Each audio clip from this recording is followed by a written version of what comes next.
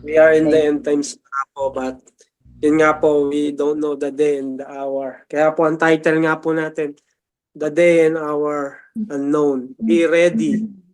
Be ready Yes, for His we always should always be ready because we do not Nagtanong know ba sa atin when. na ready pa tayo? Ano po ba dapat ano po ba yung isasagot natin? Dapat ang sagot The natin second 100%. coming of our Lord Jesus. O pwedeng 99.9% ready ka lang. Dapat 100% ready po tayo sa pagbabalik ng ating Panginoon. The second coming of our Lord Jesus Christ. Hindi nga po natin ang alam ang araw at Welcome. oras. We don't know. Nobody knows. Yun nga po. Only the God the Father knows nga po. Only God knows when is Opo. the end times. Only the God the Father. So, yun nga po. Ito nga po yung ating topic na pag-aaralan. The day and hour unknown. Be ready for His coming. So, sa muling pagbabalik nga po ng ating Panginoon. But, bago nga po tayo magpatuloy ay pasadaan po natin o yung recap nga po nung last week na napag-aralan po natin para malaman din po nung iba. So, yung last week nga po na topic natin, press on toward the goal. So, yun po yung napag-aralan natin last week na press on toward the goal. Yung ating goal as a Christian nga po, yung pinag-aralan nga po natin last week na to be with our Lord Jesus Christ in heaven. So, yun po yung goal natin na yun nga po yung letter ni Apostle Paul to encourage nga po yung church o tayo nga pong mga mananampalataya to press on toward our goal.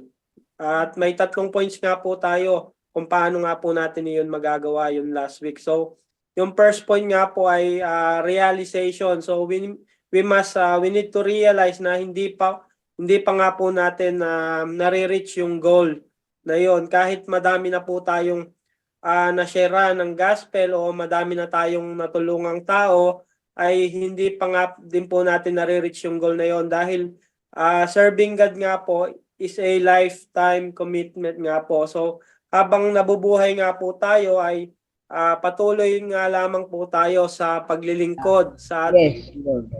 Lord. Yes, In every circumstances nga po ng ating pamumuhay ay we need to serve God nga po.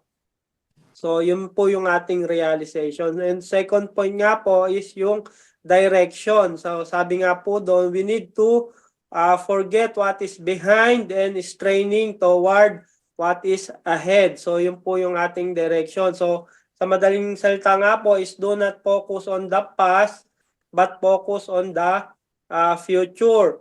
So, forgetting po, it doesn't mean to lose your memory. It means po na do not let your past influence you. So, our direction nga po is always toward what is ahead or in the future. Dahil kung namumuhay pa din po tayo sa past o sa nakaraan, ay hindi nga po tayo makakamove forward sa ating goal.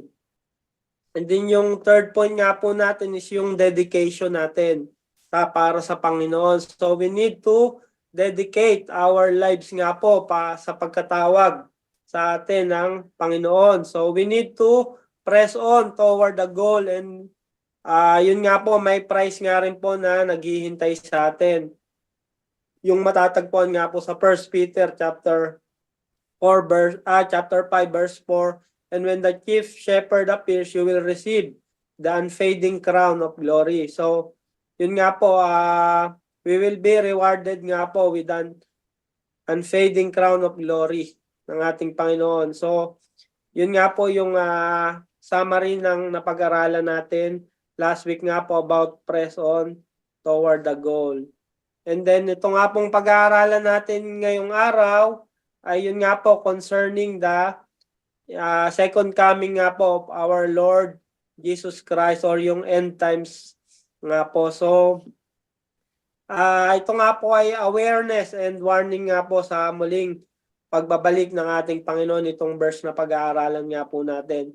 ito nga po ay awareness and warning nga po sa atin. Yun That nga we po upang always nga po, be ready. opo, hindi po tayo maging lax o pabaya sa ating spiritual life. And then yun nga po, na-request nga po ito ni Auntie Helen last week about sa end times o second coming ng ating Panginoon. So ito nga po yung title ng pag-aaralan natin. Ang scriptural passage nga po natin ay matatagpuan sa Book of Matthew 24 verses 42 to 44. So ang sabi nga po diyan, therefore stay awake, for you do not know on what day your Lord is coming. But know this, that if the master of the house had known in what part of the night the thief was coming, he would have stayed awake and would not have let his house be broken into. Therefore, you also must be ready, for the Son of Man is coming at an hour you do not expect. So, papuri po sa pagkabasa ng salita ng ating Panginoon. So, bago po tayo magpatuloy ay manalangin po muna tayo for godly wisdom and understanding sa Yes. pag-aaralan. Manalangin po muna tayo. Manaming Diyos na dakila at mapagmahal na may lalang ng langit at lupa. Lord, pinupuri ka nga po namin, pinapasalamatan, sinasamba nga po, Lord. Lord, na po muli, Lord, Lord, tinipon nyo nga po muli kami upang makapanalangin sa inyo at makapag-aral nga po ng inyong mga Lord, sa bawat isa sa muling pagbabalik nga po ng aming Panginoong Jesus, O Lord God, na gabayan nyo nga po kami, bigyan ng wisdom, O Lord, habang pinag-aaralan nga po namin, O Lord, mga salita, mga usap na nga po sa bawat isa. At Lord, madali nga po namin maintindihan nga po ito, O Lord God. Lord, gabayan nga po kami ng banal na espiritu habang kami nag-aaral, O Lord. Lord, maraming salamat nga po sa opportunity na laging makapag-share ng inyong word, O Lord. Pakagamitin nyo nga lang po ako, O Lord. Ikaw nga po ang aking maitaas, ang aming mapupurihan, ang aming masamba, O Lord. Maraming salamat po. Dalangin. Jesus' mighty name, with the guidance of the Holy Spirit. Amen. Amen. Amen and amen and amen. And, Oh God. ang context nga po nitong ating verse, ito nga po ang ating Panginoong Jesus nga rin po ang nagsasalita nga po rito. So ang context nga po nito, ang kausap nga po rito ng ating Panginoong Jesus ay yung kanyang mga disipulo, dahil nagtanong nga po yung kanyang mga disipulo na kung kailan nga ba yung end of the age na sinasabi nga ng ating Panginoong Jesus, at ano-ano nga ba ang mga signs sa bago dumating itong end times na to. So sa previous verses nga po nitong ating passage, yun nga po, sinabi nga po ng ating Panginoon na there will be wars, rumors of wars, and nation will rise against nation.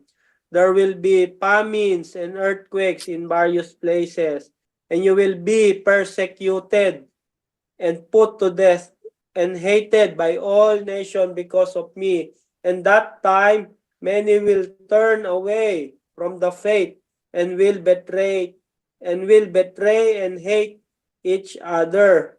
So yan po yung previous verses bago po itong ating passage na nabanggit. So ito po yung kausap nga po ng ating Panginoong Jesus ang kanyang mga disipulo, at nagtanong nga po sila kung kailan ba itong end of the age. So yun nga po yung sinagot ng ating Panginoon, yung mga signs. Yun nga po, and then ito nga pong mga signs na ito is nararanasan na nga po natin ito sa panahon natin ngayon. So at noon pa man. And then yung mga may sinabi rin ng ating Panginoon about sa mga false prophets then will appear and perform great signs and miracles to deceive even the elect. So kahit daw po yung mga pinili ay madedeceive. So watch out po talaga tayo. Lalo-lalo na nga po sa mga false prophets dahil talagang madedeceive nga po tayo nito. So and yun nga po, nangyayari na nga po ito, di ba, sa ngayon. Kaya we need to be aware and ask always the Holy Spirit to lead us and guide us nga po. Kaya ito nga po yung warning sa atin ng Panginoon para maging aware nga po tayo dito sa mga And we always be ready. Yep. always stay awake. So hindi po stay awake na lagi kang gising but stay awake spiritually nga po. Binabanggit dito nating Panginoon. And then nasabi nga rin po ng ating Panginoon yung and this gospel of the kingdom will be preached in the whole world as the testimony to all nations, and then the end will come. So yun nga po, pag na-preach nga po yung gospel to all nations, and then the end will come. So these are the signs nga po sa muling pagbabalik ng ating Panginoon, yung kanya nga pong nabanggit. So kung yun nga po, kung mapapansin nga po natin ay nangyayari na nga po at nangyari na itong mga signs na ito. At ang hindi pa nga po nangyayari yung ma-preach to whole world ang gospel of the kingdom. So kapag po yun nangyari, hindi natin alam ang araw at oras. And then the end will come nga po. So hindi na nga po ito imposible na ma-preach talaga yung gospel dahil yun nga po, marami na nga pong platforms para ma-preach ang gospel. Katulad nitong Zoom, kahit magkakalayo tayo, di ba? Yung mga social media, Facebook, Instagram. So, pwede mo nang i-post yung gospel at mababasa na rin ng mga tao. Pwede ka rin mag-live habang nagpe-preach ng Word of God. So, hindi nga po malabo na ma-preach sa buong mundo nga po itong gospel. Dahil meron na nga pong internet, nakakausap mo na yung malayo sa'yo. So, ma-preach mo talaga yung gospel, pwede na nilang marinig kahit di ka nila kasama. So, kaya hindi nga po imposible itong ma-preach nga po ito sa whole world, itong gospel. Kaya nasa end times na po tayo dahil napakadali na pong ma-preach ng gospel at marinig ng mga tao. Kaya talagang the end is near nga po. But no one knows. Oh my God. Only our Father in heaven nga lang po ang alam kung kailan nga po ito mangyayari. Kaya itong passage nga po natin ay warning ng ating Panginoon sa atin na inihalin tulad niya ang kanyang sarili pa nga po sa isang thief at night na hindi natin alam kung kailan siya darating. Kaya i-encourage niya tayo na ready po to stay awake and stay ready spiritually sa kanyang muling pagbabalik. So may dalawang points nga po tayo. So yung first point nga po natin ay to stay awake spiritually nga po. Yun nga po, sabi po dyan, therefore stay awake, for you do not know on what day your Lord is coming. But know this, that if the master of the house had known in what part of the thief was coming, he would have stayed awake and would not have let his house be broken into. So yun nga po, yung may command nga po and warning dito sa atin ang ating Panginoong Jesus. Yung command nga po is to stay awake spiritually. So, yun nga po dahil ang Panginoon nga po alam niya na tayong mga tao nga po ay madali po tayong madistract lalo na when it comes to temptations na gawa ng kaaway at mapapabayaan natin ang ating spiritual na makatulog dahil yun nga nasasakop tayo ng gawa ng kaaway. At yun nga ang ayaw mangyari ng ating Panginoon sa atin na sa kanyang muling pagbabalik ay hindi tayo masusumpungan na faithful sa kanya dahil yun nga ang warning niya nga po ay for you do not know on what day your Lord is coming. Kaya we need to stay awake spiritually nga po. Dahil yun nga po, tayong mga tao, mabilis tayong ma-deceive ng temptation, ng kaaway. Kaya kailangan laging yung spirit natin is ay awake nga po. Kaya dahil para po sa muling pagbabalik ng ating Panginoon, ay ready nga po tayo. Ayo. So, yun nga We po, are always ready. hindi nga po natin alam kung anong exact na araw or oras nga po ng kanyang muling pagbabalik. Yun nga po sa previous verse nga rin po nito, yung verse 38, dito nga rin po sa chapter 24, nabanggit nga rin po ng Panginoon doon na in the days before the flood, people were eating and drinking, marrying and giving in marriage, up to the day of Noah entered the ark. So, familiar po. So, itong ating generation nga ngayon, ganun din ang nangyayari. We are busy. We are eating and drinking, marrying and giving in marriage. So, nangyayari pa rin po ito hanggang ngayon. Kaya, nabanggit nga rin to ng ating Panginoon sa verse 28. So, kaya we need to be awake spiritually sa muling pagbabalik ng ating Panginoong Hesus, kasi wala nga po tayong pinagkaiba din sa generation ni Noah at sa generation natin ngayon. Kaya winipe out ng Panginoon ang humankind noong panahon ni Noah. Dahil yun nga, kung tayong mga tao noon ay kagaya rin nung wala tayong pinagkaiba sa panahon din ni Noah. So mababasa nga po natin yan sa Genesis chapter 6 verses 5 to 8. So the Lord saw how great the wickedness of the human race had become on the earth, and that every inclination of the thoughts of the human heart was only evil all the time.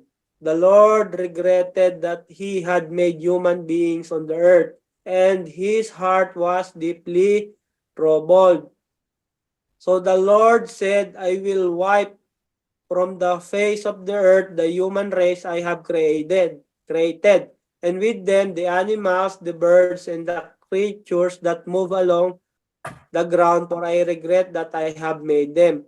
But, yun nga, merong but Noah found favor in the eyes of the Lord.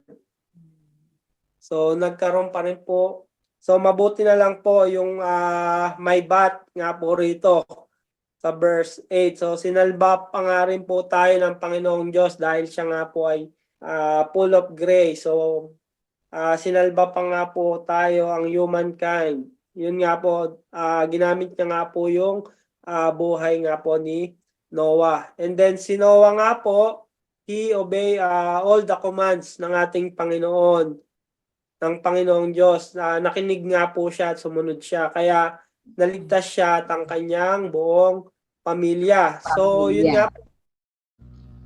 Meron din po sa atin mga kapamilya na nalaman natin ang command and warning ng ating Panginoon. So ganun din po, mag-obey din po tayo kagaya ng ginawa ni Noah. At naligtas nga ang kanyang buong sambahayan. Kaya dahil sa pag-obey nga po sa Panginoon. So ganun din po sa atin. Alam na nga po natin itong command and warning ng ating Panginoon. So we just need to obey nga po kagaya po ni Noah upang maligtas nga po tayo at ang ating buong sambahayan. Yes. And then yun nga po, may pangako nga rin po ang ating Panginoon kay Noah at sa atin na hindi na nga po niya iwa-wipe out muli ang humankind ng flood, ng baha nga po. At yun nga po, yung rainbow, yung sign ng covenant ng Panginoong Diyos na hindi na nga po iwa-wipe out ang tao ng flood nga po. Kaya sa tuwing makakakita nga po tayo ng rainbow, it is a sign of covenant nga po ng ating Panginoon. And then yun nga po, itong rainbow is binabaliktad nga rin po ng kaaway. So ang ginawa nga po ng kaaway is yung rainbow is sign ng mga LGBTQ community. So ito nga rin po ay isang deception ng kaaway. Binago niya po yung rainbow na covenant ng ating Panginoon. So kaya maging aware nga po tayo. So yun nga po, work ng enemy po talaga na i-distract ang humankind para nga po sa ating destruction. So taliwas nga po ito sa gusto ng Panginoon. Ang gusto nga po ng Panginoon ay maligtas tayo. Ang gusto naman ng kaaway ay yung ating destruction. And then, nasabi nga rin po rito sa verse 43, but know this, that if the master of the house had known in what part of the night the thief was coming, he would have stayed awake and would not have let his house be broken. So, yun nga po, kung alam daw ng may-ari ng bahay kung anong oras darating ang magnanakaw, ay hindi nga naman siya matutulog at mananatili siyang gising, magdamag, para hindi manakawan ng kanyang bahay. Ngunit, sino nga ba naman na magnanakaw ang magsasabi na kung kailan kanya lolooban? Wala ngang magnanakaw na magsasabi sa iyo na nanakawan kita ngayong gabi. So, kapag sinabi niya ngayon ay tiyak na gising, magdamag yung may-ari ng bahay. So, ang point nga po dito, so kung alam nga po nating mga tao kung anong oras at araw darating ang ating Panginoon, ay doon pa lang tayo magre-repent. So, for example, bukas, January 4 ng 2025, alas 8, darating ang Panginoon. So, alas 7 pa lang January 4 ng alas 7, doon ka pa lang magre-repent. So, kaya hindi natin alam ang oras at araw. Dahil kung pinaalam ito ng Panginoon is doon pa lang din tayo sa oras na yon magre-repent. So, kaya hindi natin alam kung anong araw at oras because we need to repent now. So, dahil yun nga sinasabi rito na kung alam natin, doon pa lang tayo sa oras na yon bago yung oras na sinabi. Yun nga, for example, yung magnanakaw, sinabi niya, pupunta ako ng gantong oras, so ng gabi, so hindi ka talaga matutulog ng ganun. Oo, hindi ka mananakawan. Kasi sinabi sa'yo ng magnanakaw. Pero wala namang magnanakaw na magsasabi na ganung oras siya pupunta para hindi ka aware. So, kaya we need to prepared nga po, be ready. Dahil nga po ito sinabi ng Panginoon upang makapag-repent nga po tayo before siya dumating nga po. So, hindi lang dahil kapag nalaman natin yung exact na araw at oras, talagang magpapatuloy pa rin tayo sa ating kasalanan dahil alam natin na gantong araw siya o oras pupunta, di ba? So, patuloy lang tayo sa pagkakasala. Kaya hindi natin alam kung kailan ang kanyang pagbabalik upang makapag-repent na nga po tayo at Be ready always. Kaya Let dapat us ready all be ready always. pagbabalik. Ganun po ang so God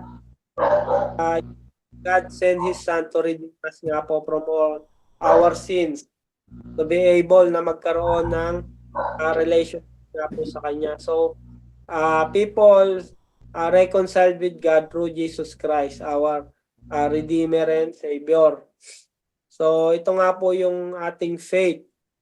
Yun nga po at yung faith natin ay magre-resulta nga po ng panibagong pamumuhay na naaayon at nakakalugod sa paningin ng ating Panginoon. And we must keep it until the second coming of our Lord Jesus Christ.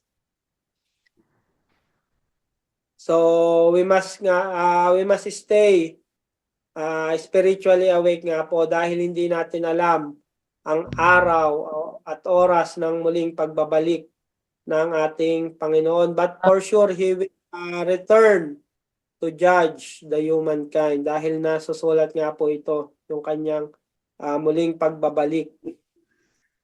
And then, sabi nga po sa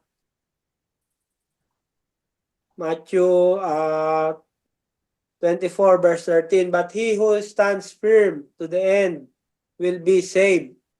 So sa yan nga po ang pangako ng ating Panginoon na he who stands firm to the end will be saved. So meaning po, yun nga po ang pagiging isang Kristiyano nga po ay hindi one time lamang po na tinanggap natin ang Panginoon sa buhay natin is yun na po yun. So hindi po. So it is a lifetime commitment nga po until the end. Until the end of our life nga po. Until the end. Kung abutan nga po natin ang pagbabalik ng ating Panginoon, kung nandito pa nga po tayo sa mundo, kung buhay pa nga po tayo. So yun nga po, who stands firm to the end will be saved. Kaya we need to stay awake Be na po. ready. Till the We end. should always be ready up to the end of times. Yes. 100% ready. Opo, hindi pwedeng 99.9% lang. Dapat 100% ready po. Walang doubt. 99.99999. Ang second point naman po natin, yun nga sabi po rito ng ating Panginoon, therefore you also must be ready, for the Son of Man is coming at an hour you do not expect. So we must ready nga po, lagi po dapat handa ang ating spiritual sa muling pagbabalik ng ating Panginoong Hesus. So darating nga po ang ating Panginoong Hesus sa oras na hindi natin inaasahan. Kaya sinabi nga po rito na we must be always ready. Awake and be ready. Bilang isang Kristiyano nga po or follower of Christ, we must live our lives in constant readiness nga po sa kanyang muling pagbabalik. So lagi po natin isaisip na anytime ang pagbabalik ng ating Panginoong Hesus. Dahil kung hindi ito ang ating mindset ay magiging relax tayo or magiging lax or magiging pabaya tayo spiritually. Kaya we need constant readiness nga po. Na anytime soon ay muling magbabalik ang ating Panginoong Hesus. Yun nga Yes. po, di ba, nung hindi pa tayo mananampalataya, ay natatakot nga po tayo kapag naririnig natin na magugunaw na daw ang mundo dahil Hindi. sa second Hindi coming. na magugunaw. May mga pelikula rin pinapakita kung paano magugunaw ang mundo, di ba? Pag napapanood natin, talagang matatakot ka talaga kung paano pinapalabas sa pelikula yung pagkagunaw ng mundo. Ngunit nung nalaman nga natin yung katotohanan at napakinggan nga po natin at napag-aralan natin, yun nga po ay nagbago na nga po ang ating kaisipan at pananampalataya. So ang ating sa ating mga believers nga po, ang muling pagbabalik nga po ng Panginoong Hesus ay hindi nga po nakakatakot. Yun nga po yung nabanggit kanina ni Auntie Lulu na para sa atin ang pagbabalik nga po ng Panginoon ay hindi nga po nakakatakot. So we must rejoice pa nga po dahil ito na nga po yung fulfillment ng promise sa atin ng Panginoon na makakasama nga po natin siya eternally sa kanyang kaharian sa langit. And it will be the day of victory nga po and rejoicing para sa ating mga believers nga po, sa ating mga mananampalataya. Kaya itong second coming nga po ay ng Panginoon ay hindi nga po natin dapat katakutan. Dahil ito nga po ay araw ng victory para sa atin. Yun nga po, nag-iba na yung ating pananaw dahil alam na po natin kung ano ang katotohanan at kung ano ang mangyayari nga po sa atin. And then, we need to be ready nga po spiritually. So, kailangan nga po yung heart and mind nga po natin ay laging naka-align sa ating Panginoon. So, we must put God first nga po in everything we do. So, mababasa nga po natin ito sa Colossians chapter 3, verse 17. And whatever you do, in word or deed, do everything in the name of the Lord Jesus. Give thanks to God the Father through Him.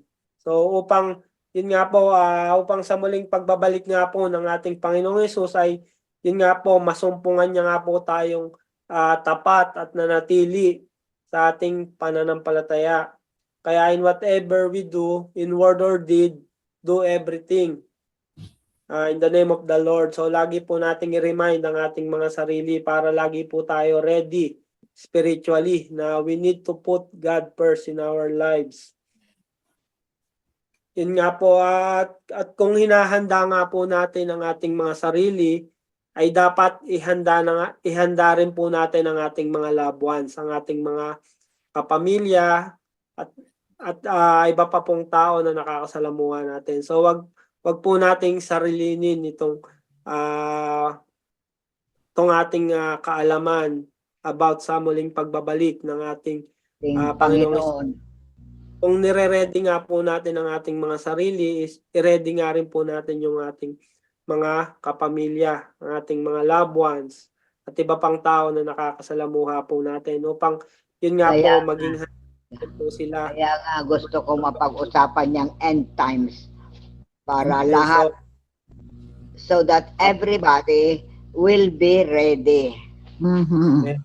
Kaya yun nga po, maganda nga po na napag-aaralan, nalalaman nga po natin ito at meron po tayong ganito na Bible study na yun nga po nakakapag-encourage sa bawat isa upang lumakas pa nga po ang ating buhay spiritual at nakakapag-encourage nga po tayo sa bawat isa. So, Sa bawat isa. Po, dito na nga po magtatapos ang ating pag-aaral. So, yung conclusion nga po natin, Sir Lord Jesus will return like a thief in the night. We must be spiritually awake and ready nga po. Ready. So, with our life. Don't know, hour nga po.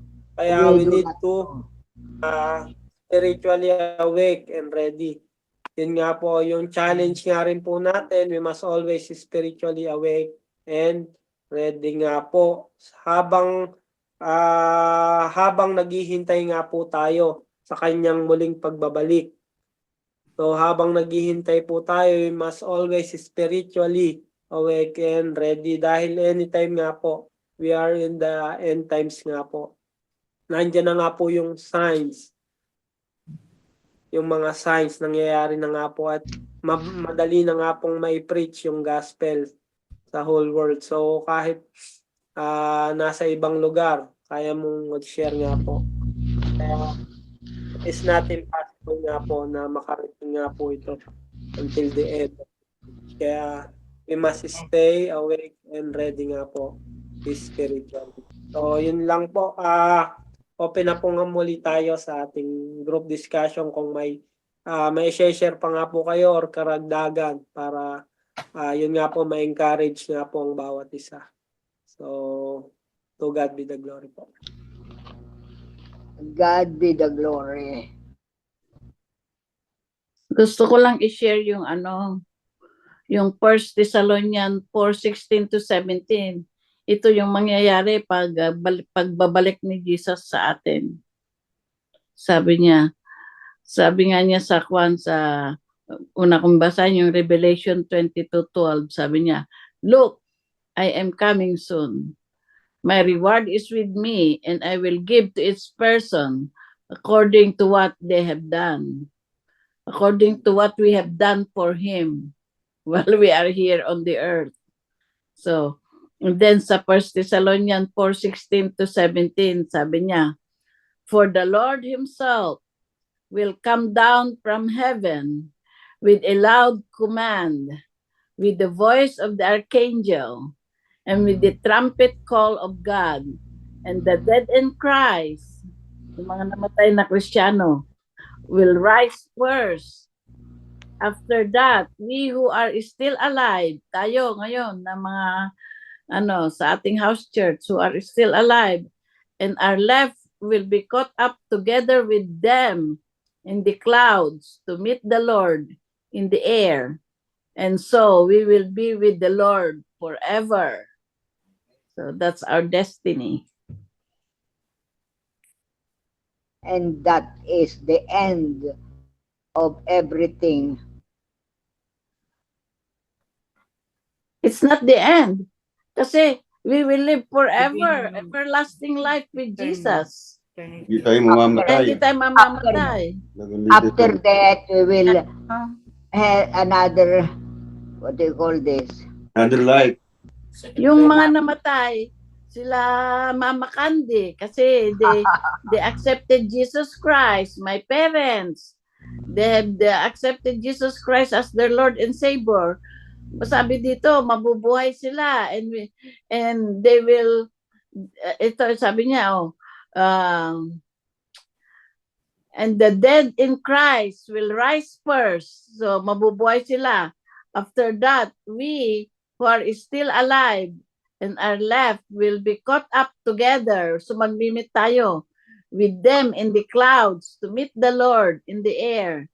And so we will be with the Lord forever. See? So, Yung sinasabi nila na end of the day. That is life after death. To live forever. Never and never. yeah. Yung John 3:16, Wala, hindi ba? hindi You tayo will have mamamatay. everlasting life with Him. Punta lang tayo sa kabilang buhay, which is better life than what we had now here. Kaya hindi tayo mamamatay sa Christian. No more pain. No more pain. No more pain, no more working, no more arthritis. No more, No more arthritis. no more, No we can diabetes. all walk. We will all be dancing with the Lord. No sickness. We will all be singing. No more cancer. No more crying. No more tears. No more pain No and more pain. everything. No more working. It will be all joy. Singing and dancing with the Lord. Yeah. And that is our prize from the Mhm. Lord. If we Yeah. have done all what He had said to us, we Mhm. have, what do you call this? Yung inutos niya sa atin. Mhm. Yung ating naman kaligtasan is it comes with the price. Yeah. The price is you have to give up things that you normally do that are sinful, that you have, although you are parang hindi mo may alis sa katawan mo dahil parang kung anong katawan mo luho na. But you have to sacrifice that kasi you're You giving have your to life to forgive Jesus. right away. You're giving your life to Jesus, so you have to remove all Yeah. those sinful natures. Ginagawa natin na hindi maganda sa Panginoon. Kailangan ikuan natin yun. Alisin natin yun. Ihinto. Hinto na para kasi mahirap din. May price din yun eh. Yung pagpunta natin sa langit. You have to really give up things that are not pleasant. Parang ayaw yung alisin sa katawan nyo dahil masyadong nakagalinan natin simula pa nung bata pa tayo. Katulad ng pagmumura, katulad ng pagdadaya, sa pagdadaya ng mga income tax natin. Kaya meron kayong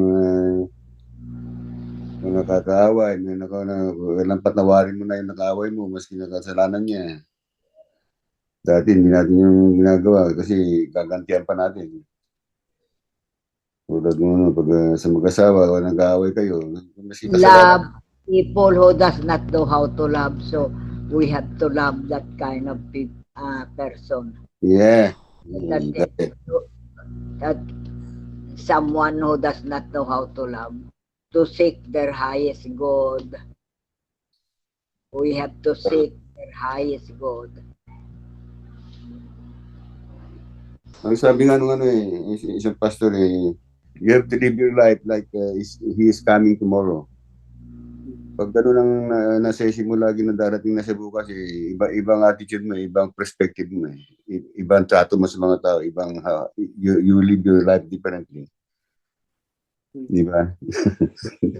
That's why I have tell Jingjing about this topic, the end times, because I myself, my God, I have so many sins because of this uttering bad words. I'm always cussing when I was still teaching, my God. And it's only just how many years now, because I ask the help of our Lord Jesus Christ to control my tongue so I will not cuss. Pero sabi niya, di ba? Sabi niya, once you accepted Him as your Lord and Savior, you are, He had given you His, righteousness. He had taken away all your sins and all your shame. He had given you His righteousness. Kaya nga, when God the Father looks at you, you are as white as the snow. You know? Just ask for forgiveness. Yeah. All your sins, I will remember no more. Sabi niya. Oh, thank you, Lord. Yes. Kaya nga ngayon, pag nagkasala tayo, may mistake tayo, we have to ask for forgiveness right away. That's And it. don't let the sun go down to your anger.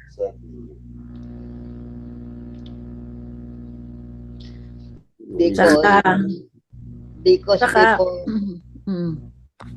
I'm still young. I don't bother to ask forgiveness before, but now I'm getting older and older. I'm crying and looking forward, Lord, all the time. I ask forgiveness for all the sins that I have committed since I was still young up to the present. Wala na yun. Nabahid na lahat yun. When you get born again. Yes. And when God, what do you call this, was crucified due to my sins and shames. Yeah, that's His purpose. That's why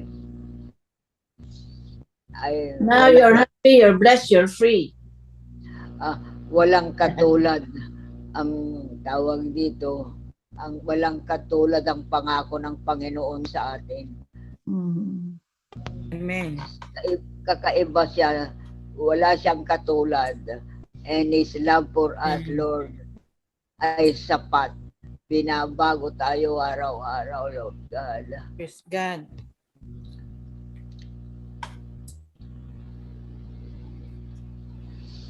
Saka sa Kwanden, sabi din niya sa kaya nagmimit tayo Manang Helen.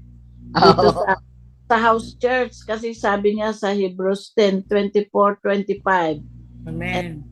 And let us consider how we may inspire one another on towards love and good deeds, not giving up, meeting together. Kaya tayo nag-house church. Okay, not giving up, meeting together as some are in the habit of doing, but encouraging one another, and all the more as you see the day approaching. Yes, that's why. That's good that you're always attending. I remember I asked Jingjing if we could discuss this topic end times. Yeah, that's good. Very good request. Meron pang mga gusto pa ni Pastor na di next week, another end time na naman teaching para ma-reinforce natin mga natin dito. Opo. Para natin na ma-reinforce natin mga na tayo be ready all the time. Amen. In Hindi season or yung, out of season, you'll always be yung, ready. yung iba ay makakaalala lang kay Lord kung nasa bingit na ng kamatayan. Kasi, kasi kaya gano'n ang kwan ng testimony ng iba because they remember the three, what you call this, who were persecuted, who were crucified with our Lord Jesus Christ, and ask forgiveness on that, what do you call this, on that day, and on that time, and they were forgiven. That's one thing. That's why they remember that, and they said, "Oh, we will be forgiven even if we do a lot of sins. If we will ask forgiveness to our Lord when are about to die." That is the time. I always remember the others are always telling about that, and then I said, "Okay, that's what you think." Merong danger doon. There's a danger for that too. Pwede Baka na, wala na silang kala time. mo makapag-repent ka. Kung hindi ka na nakapag-repent, wala na. Kung bigla kang na heart attack or You're na done stroke. forever. Yeah. Hindi ka na. Hindi ka na nagising. Hindi ka na nagising yun. Yeah. That's very dangerous, dangerous situation. Huwag mong hintayin na, huwag mong hintayin na umabot pa sa kayo sa ganun. Mag-ganon na kayo agad. Magsisi na. Kasalanan. Nagbibigay pa ang buhay kay Jesus Christ. And that's what the, what do you call this? Yun ang thinking ng ibang tao na kukuha nila pag yung sa crucifixion of Lord Jesus Christ, those three sinful people that were crucified with him ask forgiveness on that time, on that day and everything, and they were forgiven. So yun ang nasa isip nila, kaya yun ang kanilang pinanghahawakan. My God, I do not know if that's what they think and that's what they're going to do. Don't be that Bakit one. kami kikipagsapalaran? Paano kung hindi ka nakapagsisi? Namatay ka na kagad, hindi ka. Yun na nga, kaya Pagsasapalan mo yung buhay mo ng eternal life mo sa you live forever and ever and ever. Nasa impyerno ka ng forever and ever. Naku, mahirap yun. You are already swimming sa dagat-dagatang apoy, wala na. Mahirap. Baka hindi mo ma-endure ang buhay mo. That is forever. Kung mainit lang, naalibadbaran ka na, di lalo na sa kumukulong Asupre. sopre or oil or may mga insekto or wala. Talagang Late. ang mga tao nga naman makasalanang talaga. Kaya be awake and be alert. Be awake and be alert all the time. Don't be asleep. Sila yung mga asleep spiritually. Sila yung mga asleep. Okay, hindi silang dalawa. Hindi naman naligtas yung dalawang kasama niya sa cross. Yung isa lang. Yung si Barabas yata hindi yung pinatawa niya na Kasi, Pero naghirap pa sila. pero yung isa doon hindi nakaligtas yun kasi parang hinamag niya pa si Lord Kaya, and don't wait for that situation. Kailan magsisi na tayo, kung na natin ngayon. Kasi importante your personal relationship with the Lord. That He is with you all the time, Mas maganda yung buhay mo pag You have peace of mind, You will have trouble, but He will give you, the way out for any trouble as long as you have personal relationship with Him. Continue your relationship with Him. Kagaya rin yung tatay natin, nanay natin. Mable-bless ka ba nila kung wala ka namang naglayas ka naman or hindi mo naman sila pinapansin, wala ka namang relation sa kanila, walang maibibigay sa iyo. But then if you have a continuous relationship with Him, you can always go to Him and ask for His help. He has the best plans for us. Kaya yung iba, they are tossed to and fro. Mamaya dyan sila sa baba, mamaya nasa taas, sa baba. They're like tossed to and fro by the wind. Hindi stable yung life nila. They don't have peace of mind, They don't have joy of the Lord. Iba talaga if you have the Lord, Pinaka-importante, you have joy and you have peace of mind. Hindi kayo na ano. Lahat yung problema natin, andyan andyan sa Bible lahat yung kanya, sa promises niya, yung mga solution ng problema natin eh. Pero kung hindi naman natin alam yon, natin pinag-aaralan yung kanyang mga salita.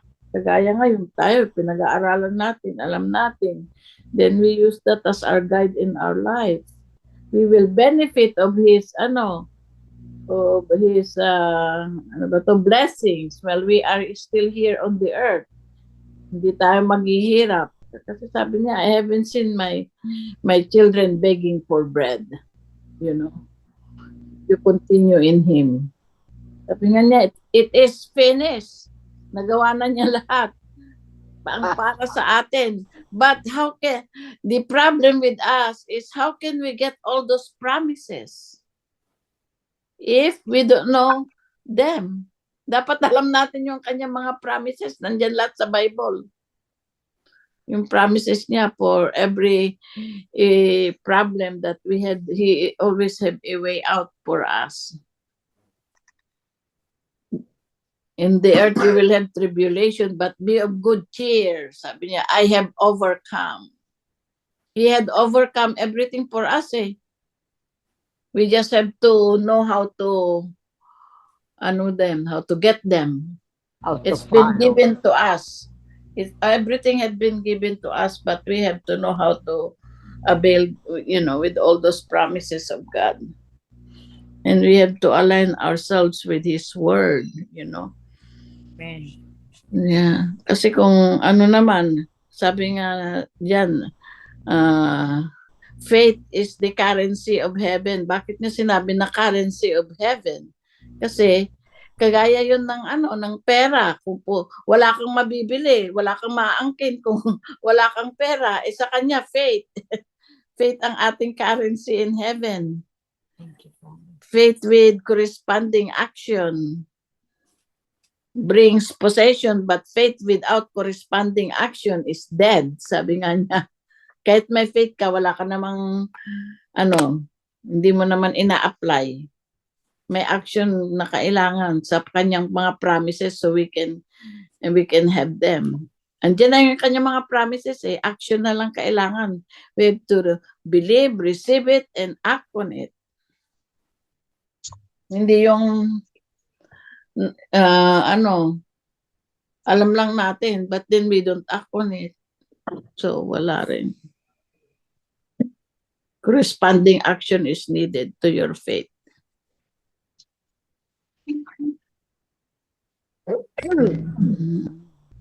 So, i-close po.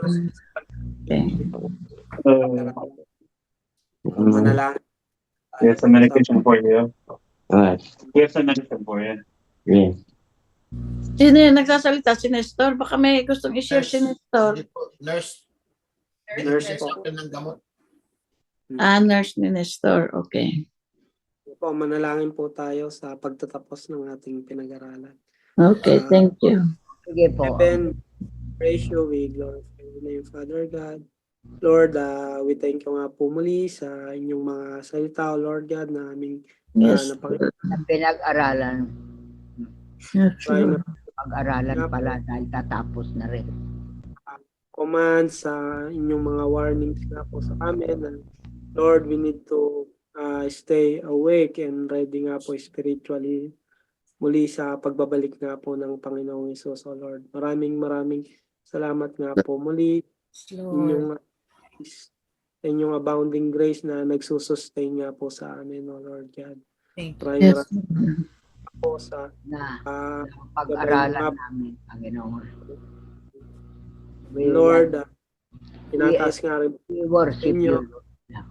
yung aming mga loved ones, O Lord God, na Lord, attend nga po muli sila upang mapakinggan nga po muli nila ang inyong mga salita nga po, Lord God. Lord, i-touch nyo nga po ang kanilang mga puso, O Lord God, na upang manumbalik nga po sila, O Lord God, na Lord, and bigyan nyo nga po sila ng time, O Lord, na makasama nga po namin sila muli sa pag-aaral nga po at sa pananalangin nga po sa inyo, Lord God. Lord, ang desire nga po namin, O Lord God, ay maging ready nga rin po sila, O Lord God, sa inyong muling sa pagbabalik nga po ng Sa muling Panginoon. pagbabalik, Lord, sa pangalawang pagbabalik mo, Panginoon. Salamat nga po mo. Yan. Ito nga po aming dalangin, in Jesus' name, in the Spirit.